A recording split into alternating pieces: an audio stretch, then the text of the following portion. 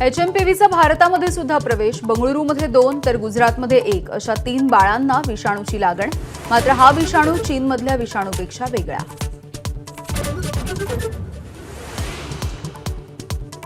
छगन भुजबळ मंत्री धनंजय मुंडेंच्या पाठीशी, सरपंच हत्या प्रकरणामध्ये आरोपींना फाशीच व्हावी, पण आरोप सिद्ध नसताना राजीनामा मागणं चुकीचं, भुजबळांचं स्पष्टीकरण।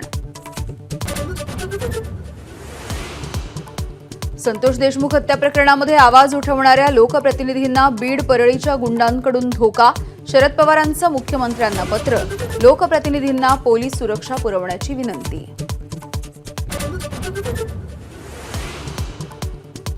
संतोष देशमुखांची हत्या हा जाती पलीकडचा विषय, वाल्मिक कराडवरती हत्येचा गुन्हा दाखल करा, संभाजीराजेंची राज्यपालांकडे मागणी, धनंजय मुंडेंच्या राजीनाम्यासाठी शिष्टमंडळ आग्रही।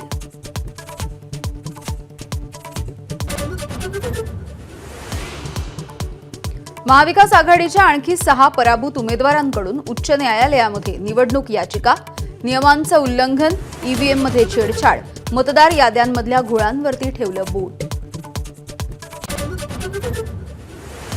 बाबा सिद्दीकी हत्येच्या प्रकरणी क्राईम ब्रांचकडून मकोका कोर्टामध्ये आरोपपत्र दाखल, सिद्दीकींच्या हत्येमागे 1 नाही तर 3 कारणं असल्याचा आरोपपत्रामध्ये उल्लेख। मुंबईतल्या ताज हॉटेलमध्ये सापडल्या एकाच नंबर प्लेट असलेल्या 2 गाड्या, दोन्ही गाड्या आर्टिगा मॉडेलच्या, मुंबई पोलिसांकडून चौकशी सुरू।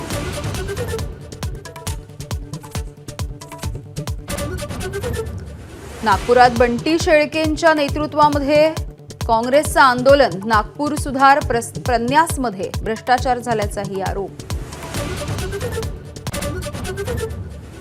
वक्फ बोर्डाकडून देशाला इस्लामिक राष्ट्र बनवण्याचे प्रयत्न, मत्स्य उद्योग मंत्री नितेश राणेंचा आरोप, हिंदूंच्या देवस्थानावरती हक्क सांगणं हे मोठं षडयंत्र असल्याचा दावा।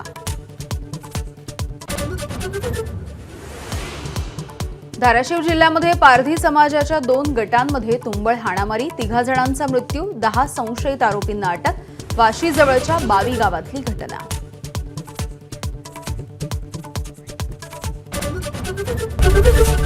एबीपी माझा, उघडा डोळे बघा नीट।